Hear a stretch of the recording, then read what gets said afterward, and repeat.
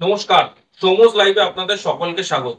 তো as usual much expected যে অ্যানাউন্সমেন্টটা ছিল টিম ইন্ডিয়ার নতুন ক্যাপ্টেন কে হবে এবং টিম ইন্ডিয়া রোহিত শর্মা, রবিচন্দ্রন অশ্বিন এবং বিরাট কোহলির অনুপস্থিতিতে কোন টিম নিয়ে যাবে ইংল্যান্ডে 5 ম্যাচের টেস্ট সিরিজ খেলতে, সেই এক্সপেক্টেড টিম এবং ক্যাপ্টেন কিন্তু আজ অ্যানাউন্স হয়ে গেছে মে 24 তারিখ। এবং বলাই বাহুল্য এই টিমটা কিছু কিছু এমন সারপ্রাইজ এনেছে যেগুলো কিন্তু আমরা সত্যি এক্সপেক্ট করিনি। অনেক সারপ্রাইজিং এলিমেন্টস কিন্তু এই টিমটার মধ্যে আছে। প্রথমে টিমটা আমি একবার সবাইকে ব্রিফ করে দিই যে টিমটায় কি আছে। শুভমান গিল ইন্ডিয়ার টেস্ট টিমের নতুন অধিনায়ক হিসেবে নির্বাচিত হয়েছে এবং শুভমান গিল ও তার সাথে ভাইস ক্যাপ্টেন হিসেবে নির্বাচিত হয়েছে ঋষভ পান্ত। এখানে বলাই বাহুল্য টিমে কিন্তু জসপ্রীত বুমরাও আছে, কিন্তু জসপ্রীত বুমরাকে কোন রকম লিডারশিপ রোলে কিন্তু ভারতীয় দল এই মুহূর্তে দেখছে না, ভারতীয় সিলেক্টররা এই মুহূর্তে দেখছে না। যদি টিমটা বলি, শুভমান গিল অধিনায়ক, যশস্বী জয়সওয়াল, KL রাহুল, সাই সুদর্শন, করুণ নায়ার, অভিমন্যু ঈশ্বরন, এই কজন ব্যাটসম্যান। উইকেট কিপারের লিস্টে আছে ঋষভ পন্ত এবং ধ্রুব জুড়েল। ঋষভ পন্ত এখানে কিন্তু ভাইস ক্যাপ্টেন। এবং অলরাউন্ডার্স এর মধ্যে যদি দেখেন, রবীন্দ্র জাদেজা, নীতিশ কুমার রেড্ডি, ওয়াশিংটন সুন্দর এবং শার্দুল ঠাকুর। বোলার্স এর মধ্যে যদি দেখেন, জসপ্রীত বুমরা, মোহাম্মদ সিরাজ, প্রসিদ্ধ কৃষ্ণা, আকাশদীপ, হর্ষদীপ সিং এবং কুলদীপ যাদব, এই কজন আমাদের বোলার হিসেবে সিলেক্ট করেছে। এবার এই টিমটার মধ্যে যদি প্রথমে আসি, তার আগে আমাদের জেনে নিতে হবে ক্যাপ্টেন্সি। ক্যাপ্টেন্সি কি গুড চয়েস শুভমান গিল? এখানে কিন্তু একটা মত এবং দ্বিমত দুটোই কিন্তু থেকে যাচ্ছে।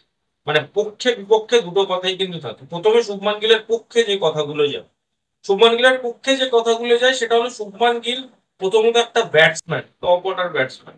এবং ব্যাটসম্যানদের ক্ষেত্রে সবসময় এটা থাকে, একটা অ্যাডিশনাল অ্যাডভান্টেজ থাকে যে তারা গেমটা পরিচালনা করতে পারে শর্টিনে ফিল্ডিং করে, এবং তাদের ইনজুরি কনসার্নস অনেকটা কম থাকে ফাস্ট বোলারদের তুলনায়। এটা হচ্ছে ফার্স্ট, এটা তার পক্ষে যেটা যাচ্ছে। দ্বিতীয়, তার পক্ষে যে কথাটা যায় সেটা হলো তার বয়স মাত্র 25 বছর, এবং 25 বছর বয়সে তাকে যদি এখন একটা ক্যাপ্টেন্সি লিডারশিপ রোল দেওয়া হয়, তাহলে সে একটা লং টাইম অব্দি এই লিডারশিপ রোলটায় থাকবে এবং একটা লেগাসি ক্রিয়েট করতে পারবে। এটাও কিন্তু একটা শুভমান গিলের পক্ষে কথা যায়। কিন্তু যেটা শুভমান গিলের পক্ষে যায় না সেইটা হলো শুভমান গিলের ফর্ম সেনা কান্ট্রিজে।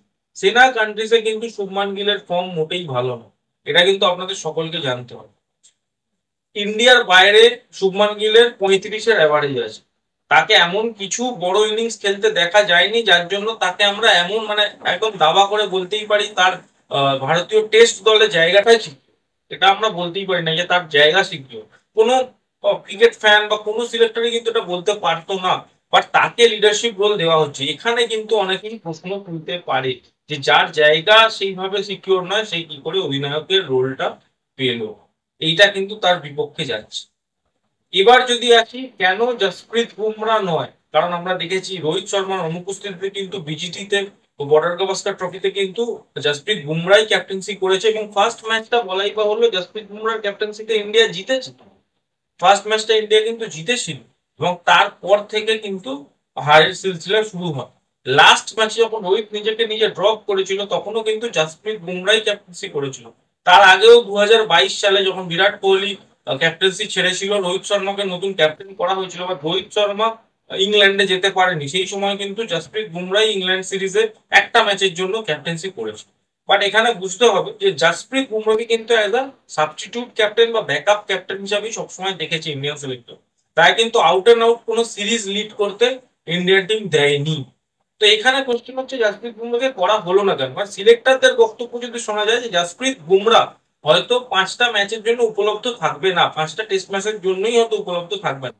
এবার এখানে কিন্তু এই মতটা কিন্তু আমি মানে কিছুটা হলেও সাপোর্ট করি, কারণ অস্ট্রেলিয়ার মাটিতে আমরা দেখেছিলাম জসপ্রীত বুমরার ওয়ার্কলোড কিভাবে, মানে তাকে প্রেসার দেওয়া হয়েছিল এবং সে লাস্ট ম্যাচের পর রীতিমতো লাস্ট ম্যাচের ফার্স্ট ইনিংসে রীতিমতো এমন ইনজোর্ড হয় যে যার জন্য আইসিসি ইভেন্ট মিস হয়ে যায়। চ্যাম্পিয়ন্স ট্রফি ইন্ডিয়া কিন্তু বুমরাকে ছাড়াই খেলে, যার জন্য মানে এতটাই ওয়ার্কলোড প্রেসার চলে এসেছিল। তো এটা বুঝতে হবে যে জসপ্রীত বুমরা কিন্তু ইনজুরি কনসার্নস নিয়ে থাকে ডিউ টু তার বোলিং অ্যাকশন।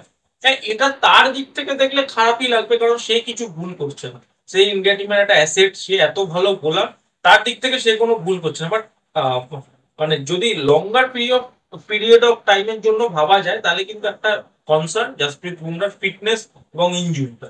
তাই জন্যই হয়তো জাসপ্রীত বুমরাকে লিডারশিপ রোলে রাখা হয়নি, যাতে তাকে বাঁচিয়ে রাখা যায় এবং ম্যাক্সিমাম ইম্পর্টেন্ট খেলাগুলো তাকে খেলানো যায়। দ্বিতীয় কোশ্চেন হচ্ছে হোয়াই নট কে এল রাহুল। অনেকেই কোশ্চেন করছে যে কে এল রাহুল, এই টিমটা যদি দেখি আমরা উপর থেকে নিচ, তাহলে কে এল রাহুল একটা সিনিয়র মোস্ট পার্সন এই টিমে, অন্তত এই টিমটার ক্ষেত্রে সেটা বলতে পারি। বাট কে এল রাহুল কেন নয়? আমার মনে হয় কে এল রাহুলের লিডারশিপ রোল সেদিনেই শেষ হয়ে গেছিল, 2021-22-এর পরই তাকে আর লিডারশিপ রোলে কিন্তু আমার মনে হয় না ইন্ডিয়ান মিডিয়া রাখে, বা ইন্ডিয়ান সিলেক্টররা রাখে। আইপিএলও কিন্তু এবছর এই মরশুমে আমরা দেখেছি যখন দিল্লি ক্যাপিটালস সে যায়, সে কিন্তু ক্যাপ্টেন্সি ডিনাই করে এবং অক্ষর প্যাটেলকে ক্যাপ্টেন বানায় দিল্লি ক্যাপিটালস। এটাও কিন্তু একটা ফ্যাক্ট যে কে এল রাহুল নিজেই হয়তো লিডারশিপ রোল চাইছে না।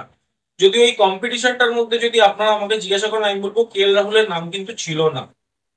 এবার যার সাথে আমি বলতে পারি যার পক্ষে একটা কথা যেতে পারে সেটা হলো ঋষভ পান্ত। ঋষভ পান্ত ডেফিনেটলি একটা ক্যাপ্টেন হতে পারত, কারণ ঋষভ পান্তের যা মানে ফর্ম আছে, যা রেকর্ড আছে আউটসাইড অফ এশিয়া, খুবই ভালো। এবং ঋষভ পান্ত কিন্তু স্ট্রেট ইন্ডিয়া টিমে ইঞ্জুরির পর এসেছিল, এবং ঋষভ পান্তকে কিন্তু এই টিমটা চট করে রিপ্লেস করতেও পারবে না অন্য প্লেয়ার দিয়ে, কারণ ঋষভ পান্ত একটা খুবই স্ট্রং পজিশন হোল্ড করে এই টিমটাতে। তো ঋষভ পান্তের কিন্তু দাবা ছিল ক্যাপ্টেন হওয়ার, বাট ঋষভ পান্ত কিন্তু ভাইস ক্যাপ্টেন হয়েছে। অবশ্যই সে শুভমান গিলকে হেল্প করতে পারে, এজ দুজনেরই সিমিলার, শুভমান গিল এবং ঋষভ পান্তের। বাট ঋষভ পান্তকে করা হয়নি আমার মনে হয় তার কনসিস্টেন্সির জন্য, তার কনসিস্টেন্ট বেসিসে তার যে রান করার একটা তার জন্য হয়তো তাকে একদম out and out captaincy role দেওয়া হয়নি। তবে এটা কিন্তু একটা ডিবেটেবল বিষয় যে ঋষভ পান্ত কিন্তু ডেফিনেটলি ক্যাপ্টেন্সি যদি রোলটা আপনারা বলেন ঋষভ পান্ত পেতে পারত, এটা আমার মনে হয়। এটা যেন ক্যাপ্টেন্সি। এবার যে টিমে আমার শকিং লেগেছে যে চয়েসটা, সেটা হলো এই টিমে যদি বোলিংটা দেখে, ফার্স্ট বোলিং জাসপ্রীত বুমরা, মোহাম্মদ সিরাজ, প্রসিদ্ধ কৃষ্ণা, আকাশদীপ, আর্শদীপ সিং, কুলদীপ যাদব। কোথাও মোহাম্মদ শামির নাম নেই। এই মোহাম্মদ শামির নাম নেই, এর মানেটা কি মোহাম্মদ শামিকে কি ইন্ডিয়া টিম আর দেখছে না? ডেফিনেটলি এটা নয়। মোহাম্মদ শামি আমার মনে হয় কিছু ইঞ্জুরি কনসার্ন তার রয়ে গেছে, তাকে বিজিটিতেও ফেরানো হয়নি। অনেক দিন পরে কিন্তু তাকে ইন্ডিয়া ভার্সেস ইংল্যান্ডের যে ঘরোয়া সিরিজটা হয়েছিল T20, তাকে খেলানো হয় এবং তারপর সে চ্যাম্পিয়ন্স ট্রফিতে খেলে। বাট আইপিএলও তার ফর্ম খুব একটা ভালো ছিল না। বাট ফর্ম কিন্তু এখানে ইস্যু হতে পারে না, কারণ মোহাম্মদ শামি লাস্ট যখন টেস্ট খেলেছিল বা লাস্ট যখন ওয়ানডে খেলেছিল ইন্ডিয়া টিমের হয়ে, সে কিন্তু একটা লিথাল বোলার ছিল। সো মোহাম্মদ শামি যদি ইঞ্জুরি কনসাস না থেকে থাকে তাহলে কিন্তু তার স্ট্রেট এই টিমটায় আসার কথা। আমার মনে হয় ডেফিনেটলি কিছু ইঞ্জুরি কনসার্নস আছে যার জন্য তাকে এই টিমে আনা হচ্ছে না। আদারওয়াইজ যদি স্রেফ মোহাম্মদ শামিকে অন্য কোনো কারণে বাদ দেওয়া হয় তাহলে কিন্তু আমি এই ব্যাপারটা সাপোর্ট করছি না। তার কারণ মোহাম্মদ শামি যা বোলার, যা রেকর্ড সে হোল্ড করে, তার কিন্তু এই টিমে ডেফিনেটলি স্ট্রেট ইন করার কথা। যে বোলাররা চয়েস হয়েছে Jasprit Bumrah no doubt, Mohammed Siraj no doubt, Prasidh Krishna বলতে পারেন প্রসিদ্ধ কৃষ্ণা এই টিমে কি করে। প্রসিদ্ধ কৃষ্ণা কিন্তু বরাবরই ইন্ডিয়া সিলেক্টরদের টেস্ট স্কিম অফ থিংস এ ছিল। প্রসিদ্ধ কৃষ্ণার মানে রিসেন্ট আইপিএল ফর্ম দুর্দান্ত, মানে গুজরাটের টপ বোলার সে। সো প্রসিদ্ধ কৃষ্ণা ডেফিনেটলি এই টিমে আছে এবং হয়তো সারপ্রাইজ হবো না আমি প্রসিদ্ধ কৃষ্ণা যদি খেলেও নেয় ইংল্যান্ডের বিরুদ্ধে।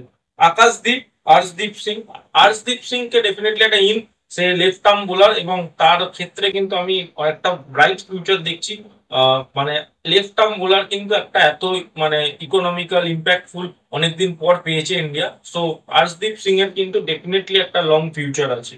আকাশদীপ তো বরাবরই টেস্ট টিম অফ থিংসে ছিল, এবং কুলদীপ যাদব ডেফিনেটলি স্পিনার যদি এখন টপ র্যাঙ্কের দেখা হয় তো কুলদীপ যাদব ডেফিনেটলি এই টিমে আসে।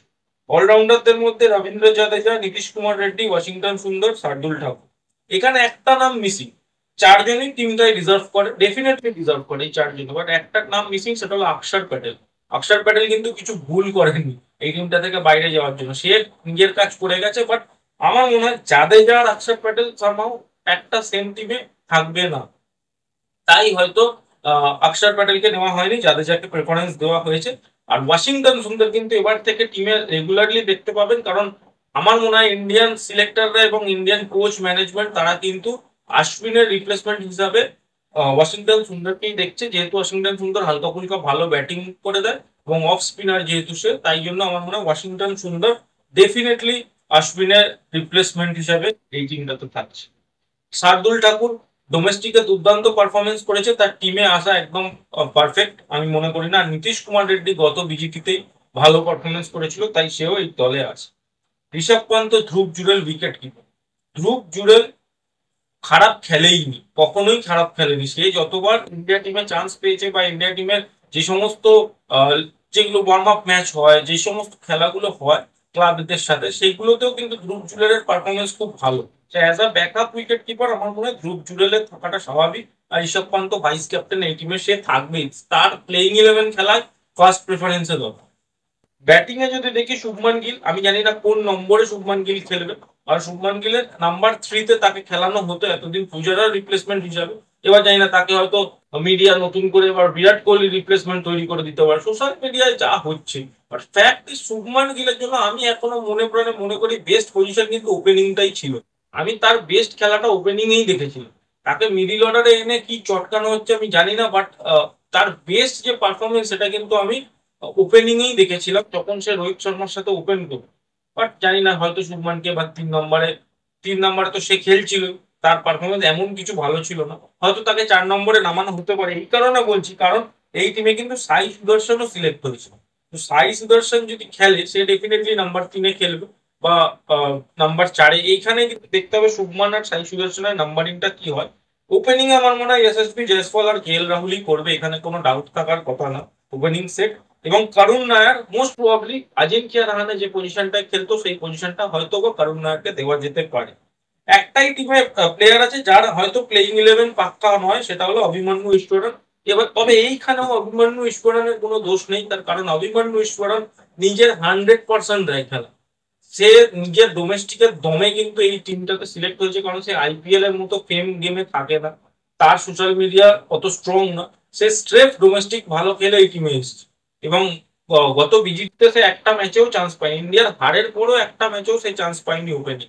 এবার দেখতে হবে এসএসবি কেএল রাহুল কোনো ম্যাচে যদি কিছু খারাপ করে, তাহলে কি সেই জায়গায় অভিমন্যু ঈশ্বরনকে খেলানো যেতে পারে না, সেটাও কিন্তু দেখতে হবে। কারণ ওপেনিং ছাড়া অভিমন্যু ঈশ্বরনের আবার জায়গা কিন্তু কোনো পজিশনে হবে বলে আমার মনে হচ্ছে না।